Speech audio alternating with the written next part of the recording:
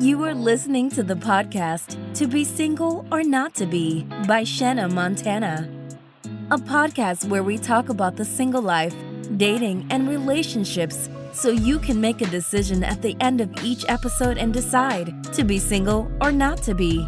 That is the final question.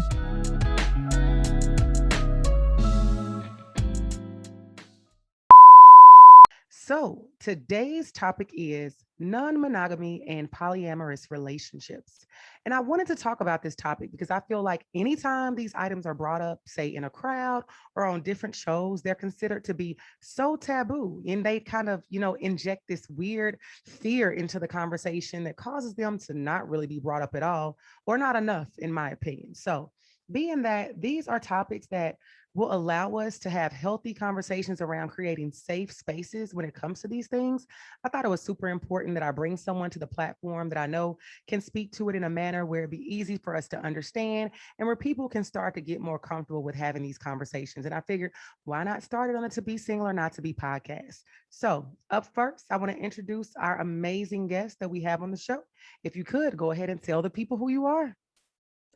Hi everyone, my name's Flo Oliveira. I run Life W Flow on Instagram, Twitter, and TikTok. And I'm a sex educator, coach, and I'm working on my master's in family therapy so I can become a sex therapist in the future. I myself am also queer and polyamorous, and I speak a lot about non-monogamy and polyamorous relationships on my platforms. Awesome, awesome. So that leads us right into it. You are a sex coach and educator, and I actually like pull that from the Mhm. information on your Instagram. So tell us a little bit about your journey and how you arrived in this role. Yeah, I mean, it was a long one, definitely unexpected. I initially thought I wanted to be a surgeon, but halfway through college, I was figuring out my place within my major of gender, sexuality, and women's studies. And I just started taking a bunch of tracks that led me to sexuality and queerness and all of this stuff, and education on it. So then I wanted to incorporate that with helping people, and I just eventually kind of like had this career path fall into my lap, and I started paving away at it. Yes, yes, I love that. Anytime a career can fall in your lap and you love it, you're passionate about it, that's always a beautiful thing. So, what inspires you to stay so passionate about it? Because just you guys will get her information at the end of the Instagram, and you can tell the passion just comes through your social media. So, tell us what inspires you to stay so passionate about it. Honestly, I love talking about sex and sharing access. I think it's really, really prominent and a need in our community to have that access. We definitely don't get told anything about our anatomy or just how we can enjoy pleasure and sex and like incorporate that into our daily lives. It's very hush hush. So I think just knowing that it'll help someone, and knowing that I wish I had it when I was younger is what drives me to keep producing all this content and talking about it, and honestly just like breaking all of these barriers. It's truly an act of resistance along the way. Right, right. And I could definitely relate to that. That's a huge thing that inspired me to start the podcast was recognizing like I didn't get a lot of this information growing up. Mhm. And it was just a knowledge gap I felt that was out there for women of color. And I wanted to be, an innovator in that role. So I definitely can relate to you in that capacity. So being that you are an educator related to sex and things of that nature, do you think this is a role that's like meant for anyone, or do you have to be like a special somebody to do this? I think anyone can definitely get into it, but I think it requires a lot of self exploration and comfortability around these topics. And honestly, it challenges you to explore your own boundaries and really be firm in them. So you learn a lot about yourself along the way, but I don't think this field should be specific to anybody or anyone. I think if people want to be in it, they should be. And we need more people of color in this field, anyways. So, yeah, I think anyone can do it. And I think everyone should. Honestly, it's so fun. Yes. So tell me, why do you think, I mean, amongst, we have a lot of things in the media of like the Me Too movement. You see just a lot of women that I feel like I feel like this has already been going on, but now that we have social media, we have access to so much information to get it like right now. So you're hearing about a lot of old cases or new cases and things coming up where people where sex is in the news, good, bad, and ugly. So tell me, why do you think it is so important in 2022 for sex education to be on the forefront? Yeah, I think it's super important because we don't have the access to sex education that's adequate enough for us and for most of the people in society. We Mhm. get a very like cis heteronormative stance and very white and colonial stance on sex education. So it creates this inequity in our knowledge and in the way that we interact with sex and get to know about sex. Um, and so without this education that we're pushing for, we just create more harm in our communities and people of color and like in their experiences with sex. So it's very, very important that we push more education and create more access. And as of right now, we clearly don't have it. So it takes creators and people who are passionate about these topics to do it themselves individually. Absolutely. So what would you say in regards to your career before we get into, I'm sure the listeners are like the thick of it all. What would you say are maybe misconceptions people have about what you do? When you say I'm a sex coach or I'm an educator or a sex therapist, something like that, what do you think people like, what are the misconceptions around that? There's so many, but I think the like most prominent one that I get is that I'm freaky or that I'm addicted to sex. And I have very strong opinions about addiction topics and just how people view addictions. So it's really, really interesting to hear that stereotype right off the bat and have to be like, not everyone, I could be, I might not be, maybe it's none of your business, but also not every sex educator is one way. Not every sex educator acts a certain way. And we're just complex humans all around. Our education is just part of that. Right, right. Yeah, I love that because that, it's like anytime. I think people just need to grow up. Like anytime people, you hear the word sex, it's all like, and it's like we see it every single day. You open up your phone on social media, in the news, walking down the street, everything is sexualized. So it is a part of our culture, whether you like it or not. So it's like you might as well be educated so you can go forth and spread this knowledge to generations to come. Because this is something I talk about a lot on the show, is that growing up, a lot of our parents, I would say like baby boomers, for the 35 plus range, our parents just told us, don't have sex, don't get pregnant. They never told us about anything else with it, that you can have a loving relationship, what comes with it, that there are other things attached to it outside of a kid. And I get that they were coming from a place of trauma. So it's like now we need to remove the stigma from it, have these conversations so we can start to break down those generational curses that caused us to have the issues that we faced earlier growing up. So I definitely appreciate having individuals like yourself that are on the show to talk about it. So we're now going to get into the thick of it, what I know you listeners want to hear. So tell me, when people hear the term non-monogamy, I'm people, and then they instantly think cheating. They think, no, you can't be monogamous. That means you must be out here cheating. You must be doing wrong, XYZ. So can you dive into more of what non-monogamy really means? Yes, definitely. Non-monogamy is just another term for being in non-monogamous relationships. Like you're not committed to just one person. You can be in any dynamic that includes multiple relationships or falling in love with multiple people, engaging in the structure that you built for yourself. Um, the only thing is that a lot of people consider this cheating because you're not in their eyes being loyal to just one person, right?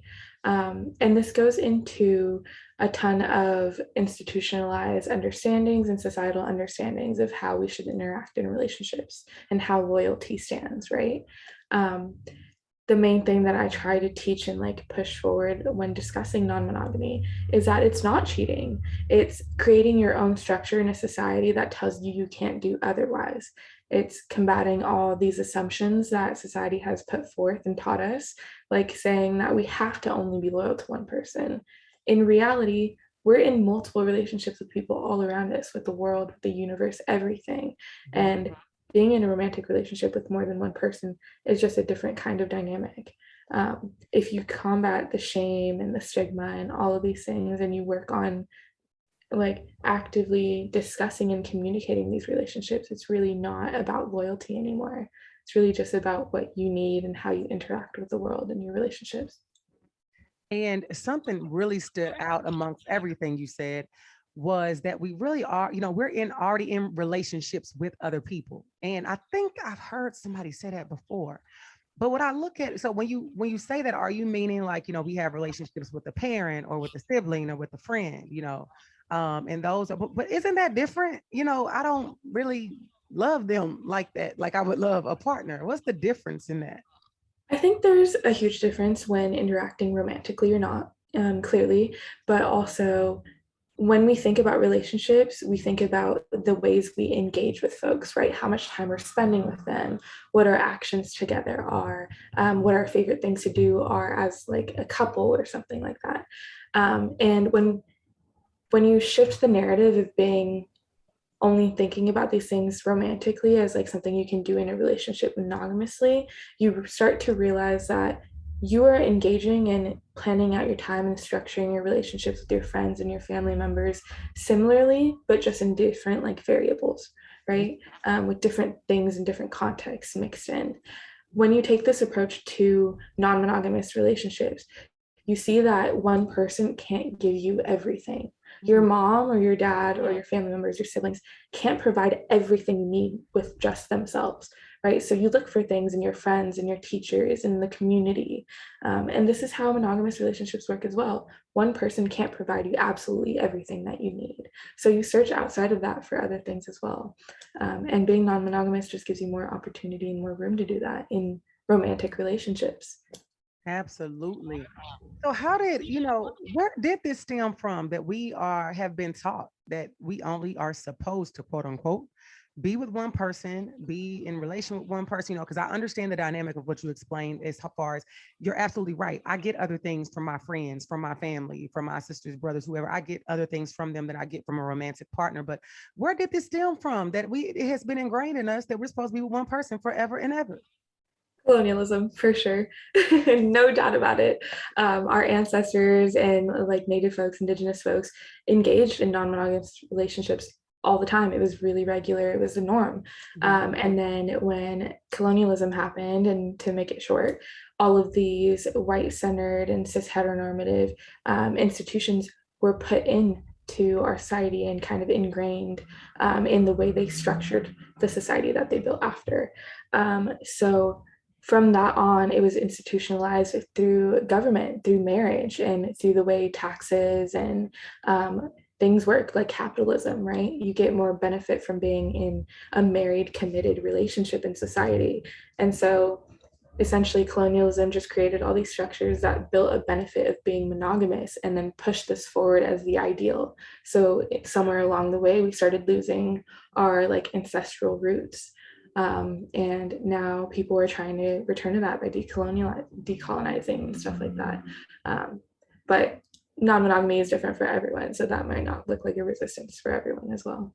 And it definitely is different for everybody. So listeners out there, don't be listening to this thinking I got a reason to go out and get a tribe of women now where you didn't heard one line from the episode. So I think that makes sense. There's so many things that have been colonized that we partake in present day. So I'm not surprised by that fact, but I really wanted us to go through that for the listeners to get a better understanding. So what has been your personal experience with non-monogamy? Has it been something you feel has been beneficial, or where you stand on that present day? Most definitely. I think non-monogamy is a huge part of my identity and my lifestyle. I've been non-monogamous for years now, since late end of high school, where I started exploring being in open relationships with my current partners. And now I have strict partnerships where I only engage with other non-monogamous folks, just out of accessibility in the way I want to approach life. So it's definitely benefited me in the ways of being able to find what I want, creating my own boundaries, learning new things about myself and my partners, and being intentional about the way I actively engage with everyone around me as well. Makes sense. And that's something that stood out. You said, you engage with other non-monogamous people. What's like that community? How do you, if someone is interested, they're genuinely curious about that, and that's something they want to explore, but they feel like, Everybody I know is in monogamous relationships. I'm not really sure where to start with that journey. What would you recommend? Like, how do you go out? Because I know you're not just going to be walking down the street. Hey, do you believe in monogamy? So what does that look like for someone for people to find their people? I think the easiest way that I found other non-monogamous folks is through Instagram, Facebook groups, dating apps. A lot of the times people don't read the bios, but if you scroll far enough, you can see in their Tinder bios that they're in an open relationship. There's also specific apps directed at non-monogamous folks like hashtag open and field, which is spelled FEELD. And then for me, I engage in kink a lot, and that's where I find other people who usually engage in non-monogamous relationships as well. So once you start meeting people here and there, you build a community and you find more, and then it's like a whole world opens up. It makes sense. It makes sense. You just have to be sure about what you want. And that leads me to say this, how do you think that people is this lifestyle like a choice? Like I chose, like I wanted to do this, or is it innately like I just kind of feel like that's what I'm supposed to be doing? How do you think people arrive in that lifestyle? I think for everyone it's different. For myself, from experience, I definitely arrived at this lifestyle and I was like, okay, well, this isn't a choice anymore. This is something that I actively feel like is part of me. And I don't think I would ever benefit or work correctly in a monogamous relationship. For other people, it is a choice. They're actively engaging, they're actively resisting the societal standards that have been put out. And it's very like cognitive and put forth.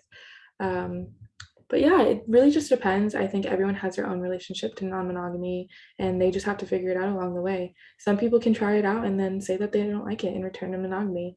It's really just about your experience and how you want to approach it. It makes sense. Kind of like to each his own. So Yeah. does poly fall like under the umbrella of non-monogamy? Is that how that works? Or is Um, it separate? yeah, non-monogamy is like an umbrella term, and then there's just like open relationships, there's polyamory, there's a ton of different titles. There's like people who are heteroflexible who only engage in like swinger relationships, stuff like that. So it's kind of like finding your niche under non-monogamy. Okay. So what is the difference in an open relationship and a poly relationship? So there's a lot of debate and discussion around this, but essentially, in my perspective, an open relationship is just in a relationship where you engage with folks sexually, romantically, however you would like. And there isn't an active want to build a romantic relationship that is long term or fall in love. And polyamory is really centered and focused on falling in love with multiple people or engaging with multiple people in a romantic way that would continue on. They have a lot of overlap and they're very blurry lines between them, very blurry definitions, but that's kind of how I separate it in my head. Okay, and that makes sense. Would you say those are like maybe two of the trickier categories to be in? I mean, I don't think they're tricky. I think that it really depends on how you engage and what steps you take to like educate yourself. But everything is hard at first, right? Like even monogamous relationships are hard. Whew. Working on marriage and being in a committed relationship with one person is super, super hard and tricky. You just really have to put in the work, put in the effort, educate yourself, and find out what your own definitions are for sure. Because it's not going to look the same. You have to explicitly discuss what you think it should look like and what you want it to look like. I like that. And that leads me to this because the conversation, we talk a lot. This is the relationship podcast, and we talk a lot about cheating and things like that. And so I feel like in the past couple of years, people have a lot of definitions of what the lines can be blurry of what cheating really is to different people. It's all about the perspectives, it's all about the boundaries and standards that you set. And if it's a monogamous relationship, so I want to dive into that a little bit more because many people have experienced it. And I saw a post on your page about deconstructing cheating. And I wanted you to speak to that a little bit for the listeners. I guess it was the notion of cheating and what that really means. Just dive into that a little bit. I may not be saying it exactly how you posted it. Yeah, of course. So this post was very controversial, I will say that. Essentially, our take on deconstructing cheating was that cheating on its own is something that we came to learn of, right? It's something that centered being loyal to one person. And once you cheat, you have two options: break up or work harder to be a better person, essentially. our version of deconstructing cheating was acknowledging that cheating looks different for everyone, and that cheating, although it causes harm, is institutionalized, and an understanding that we grew to come to learn, and that if we challenge our ideas of loyalty, of cheating, of monogamy, then folks who are in a relationship with us engaging in a relationship with other people wouldn't be such a problem.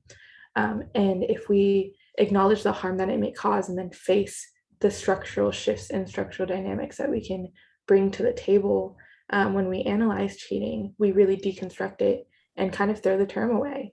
It becomes not as important as just finding a way to exist in the world that fits comfortably for your relationship styles, right?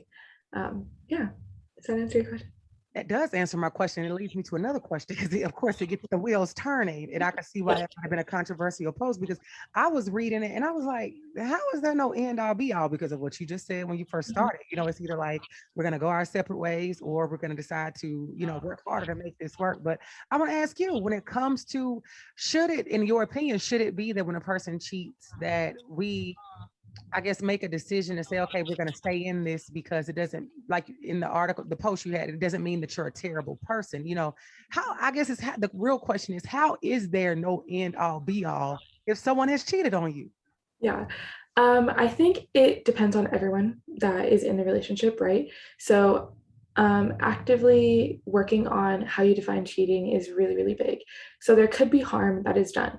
If someone is in a monogamous relationship and they get cheated on and they feel harmed, they feel like a trust is broken, that is something that you have to face. There's something that you have to actively discuss.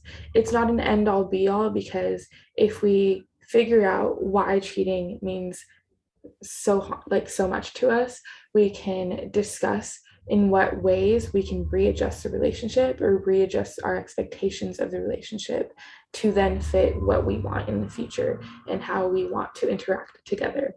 This doesn't mean that you have to talk about it, move on, and get rid of that person. Mhm. It just means that you have the option to challenge your understandings together and figure out why these things are happening in your relationship, what it led to this, and acknowledge that we're all capable of harm on both sides, on all sides. We're all capable of harm. And once we truly face that, we'll figure out how to not harm together and how to create the structures that aren't just assumed for us. Makes sense. Makes sense to some people. I don't know if I'm there yet, you know, to say this is okay with me, but I respect it. I definitely do respect the opinion. And I think absolutely everything you're saying about the education, about the understanding, and the creating of boundaries is most important in this. So what does that look like if someone says, I want to, I'm very interested in joining maybe a non-monogamous community and whatever choice they make under that umbrella, but I know that boundaries are a very important part of that. Can you speak to that a little bit? You know, what does that look like for someone to place those boundaries and the importance of why it's necessary to have them?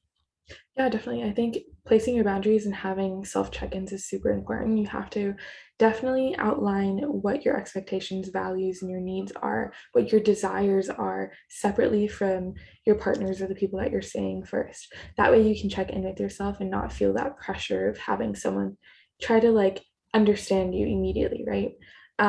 Figuring out non-monogamy by yourself initially is really, really hard. You can use resources, you can go to people and talk about it, but I really challenge people to write a list first, create those boundaries so that you can stick firm to them and have a resource later on when you start having these discussions of like where you started and where you want to go.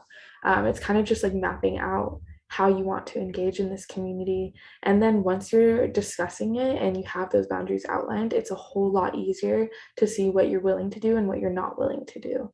Right.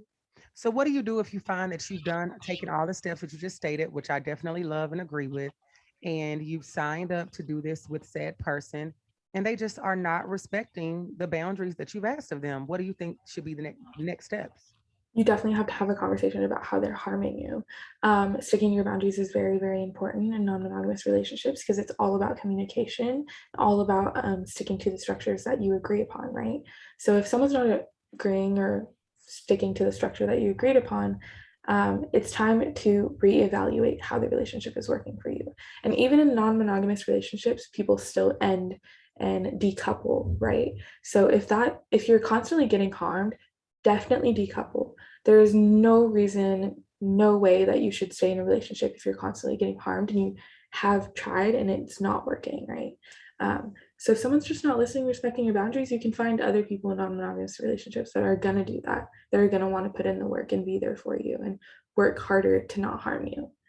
I agree with that wholeheartedly because I preach that same thing on the side of monogamous relationships. If there is somebody who does not want to respect you, cherish you, and do what you are asking of them, I promise you there's somebody out there that will. And it goes on both sides of the coin. So that leads me to the next question. Have you had experience in, I would say, in poly relationships? Have you experienced that? And what was your Yeah, experience like? yeah, definitely. I'm actually currently in a polyamorous relationship. I'm dating one person pretty seriously, and I've just recently started dating another person. And they each have their own relationships. So it's been really, really good. It's really nice. And I think the main thing that I'm learning from it is to prioritize my own space as well, to date myself. Because with all of this going on, you can also get really saturated and find that you don't have time to just digest how content or whatever feeling you're having is going on, right? So it's amazing. If that's something you are looking for, definitely find your community. You just really, really have to check in with yourself and prioritize communication. I love that. And I think that's universal. No matter what the relationship is, you have to prioritize yourself and make sure there's communication. So, in that situation, how do you deal? Do you ever get jealous or do you have jealousy? Like, do you face that? Yeah, definitely. I think everyone faces jealousy in all circumstances and friendships and like family dynamics and stuff, and definitely polyamorous dynamics too. Um, Facing jealousy is just the start. It's not the end, it's just a journey, like part of the journey.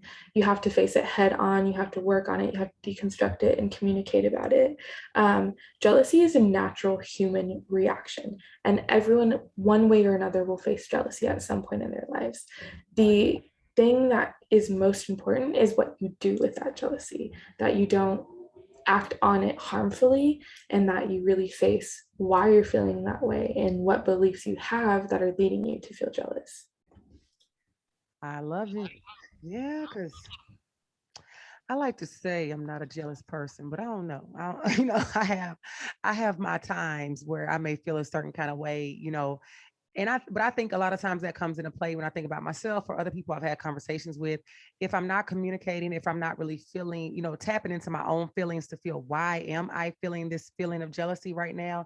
Is this person really doing something for me to feel that way? Or have I just gotten into my own head and my own space and I'm making things up? You have to tap into what that looks like. So that brings me to something I think is very controversial, just amongst my friends and I, we talk about it because, I've had people talk about having a threesome, and you see it on all these TV shows and stuff as far as men wanting to bring other women in.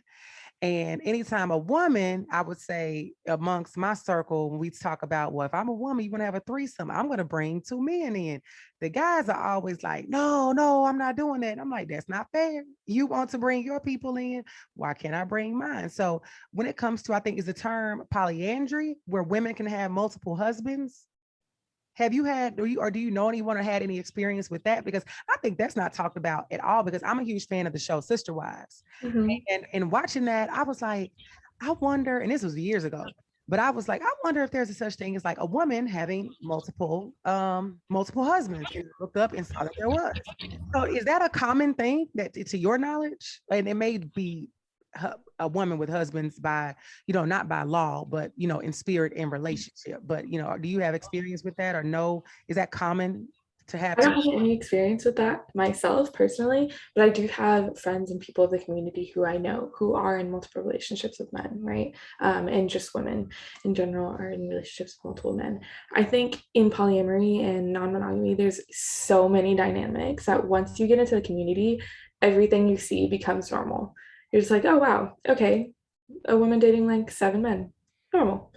You're like, it's just the usual. You see different dynamics, and you take it with no judgment is really what the main point is. You Right. just acknowledge it, and it's a thing, and it's how people like to structure their relationships. So it just goes, it exists. I love it. Do you find that sometimes, because this is me at this point, just asking something out of curiosity, because I know you said if someone is interested in that lifestyle, they're going from, being monogamous to non-monogamous. And if they find they don't like it, it's okay to just go back to what you were doing before, if that's what you so desire. But do you run into people that you find may not be, and not you personally, but just in the community, that may not genuinely be there? They really are there to just play around and not taking it seriously, not understanding that they're taking people's lives and their feelings, that they're playing with them. Do you run into things like that in your community? Oh, 100%. I think these are traits that people everywhere will run into, right? And so oftentimes you do have to do a lot of vetting. You have to make sure that people are right for you in the relationships that you want, right? And I think that at any point in your life, you may encounter someone who is not quite sure of what they want in that relationship, not quite sure and how to interact with that style. So it's pretty common. You just have to do a lot of vetting, have a lot of these discussions, and ask the really hard questions, even if it's on the first date, because honestly, you need to find out at some point, right? Right, right. And it's what's crazy is that us having this conversation, I hope the listeners are recognizing that, some things are universal, whether you are in a monogamous or non-monogamous relationship, the communication, the understanding, the vetting, the asking the questions, because I think many times people, no matter what type of relationship, don't take enough time getting to know who they are dealing with, to understand that person, to understand the wants and desires that each other has, to see if you're both compatible, to know if you should hold hands and walk off into the sunset, or if you should just say it was nice knowing you and let me do something different. So I love it. It's a universal fact that on both sides of the coin, you have to do your work before you decide to pursue something. And then even once you decide to pursue it and you get into the thick of it, you still have to do your work. So I love that we can relate on both sides of that. And I think this will be great for listeners to be able to take it and say, okay, I don't, because some people will have a bad experience. Somebody cheats on them in a monogamous relationship. Well, I'm just going to go over here and do something else. Well, you still got to do the same work. So that's not going to fix anything. So ultimately, I love the message that you are giving. And on that note, we'll be right back with the Living Single segment.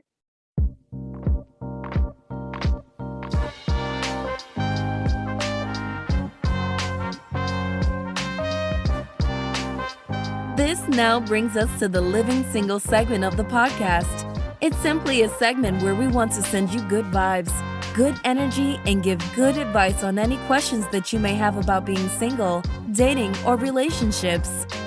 Remember, nothing is off limits.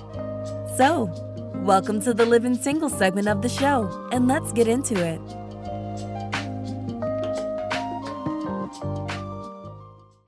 All right. So this brings us to the Living Single segment of the show. And here I'm going to read a letter that has been written in, and everyone, myself, and our guest is going to give a response of what the listener should do based on what they have asked. So this letter was written into our website at www.tobesingleornottobe.com. And if you want us to answer your question, feel free to write in on the website, or you can send us a letter on Instagram. So it reads, I am a 36-year-old woman and I am a stripper. I work in another state, so my family and friends don't find out, but I am over the commute. I am also over trying to hide this from everyone, including my man. If he found out, I know this relationship would be over. I make good money, so it's hard to say that I will just stop because I may lose my relationship. To be single or not to be, what do you think I should do? So, Flo, I'm going to come to you first. What do you think? I think it's very complex, and I think that what would help you is starting with what you want most. Write down your desires, your needs, your goals, your affirmations.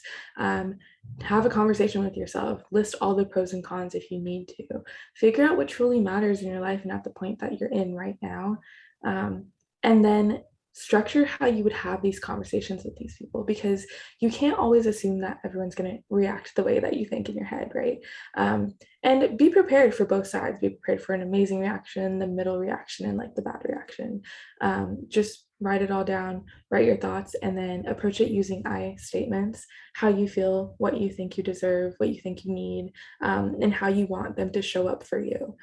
And then whatever their reaction, you did the best that you could. So you go with what you can do at that point. I love that you said prepare for all reactions, like the great reaction, the middle of the road, and what may be considered a bad reaction. I think that really helps. It probably would help a lot of the anxiousness, because when I think about situations where I have to go in and give some information that I'm unsure of how it's going to be received, you're already thinking about how they're going to react. and you don't know for sure. And it's always a relief if they react in a good way. But I think if you're able to prepare on both sides of that, that's a really good thing. So I agree. I think it's all about the communication, having a conversation. It's great that you're at a place now, outside of the commute, that you're just like, I need to let these people know what's going on. The fact that you're having to cross state lines to go to work, and who knows, everybody may be on board, but I mean, if your money is still good, you still may want to commute. But at the end of the day, I think what Flo stated in regards to having that conversation, lining it up, preparing, that's going to be the key, and then letting the chips fall where they may. So definitely take that advice. And listeners, as I stated before, if you have a question for the show, feel free to write in and we'll be right back with the resolution.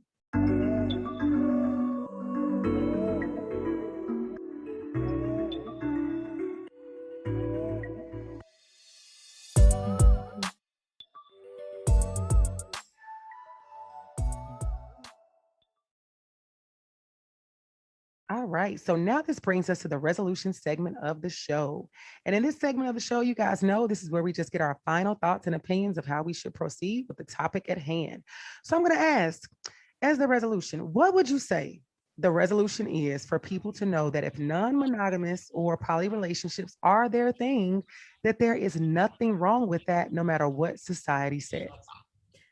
Definitely. Everything that you just stated, definitely. There's nothing wrong with what you want. There's nothing wrong with knowing what you want, your desires, and speaking to that and resisting what society says. Go with that. If that's what your heart desires, don't let anyone tell you different. There's huge non-monogamous and polyamorous communities out there, and you will find a community and your support where you need it.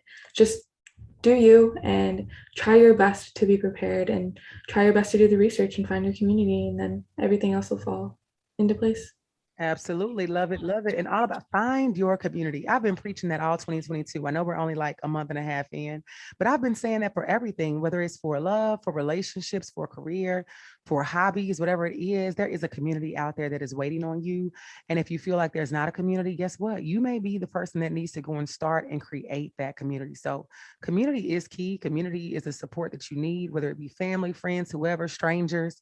Finding that community to go forward and walk the path of life that you desire is always a beautiful thing. So on that note, give yourself a round of applause for a great episode. I definitely love everything that you had to say, and I'm so excited for this episode to come out because, as I said at the start, these are just so many topics that people never want to talk about, but it was a really good conversation. And my hope is that people are able to give so much to it. So again, your opinion is always valued and appreciated. And before we close, I want you to tell the people where they can find you. Awesome. Thank you for having me. You can find me at LifeWFlow on Instagram, TikTok, Twitter. That will also be my website. So lifewflow.com. And you'll find all my links through Linktree like that too as well. Make sure you go and find Flo. So again, thank you all for listening. I appreciate you so much. And we'll be right back with the Montana Minute.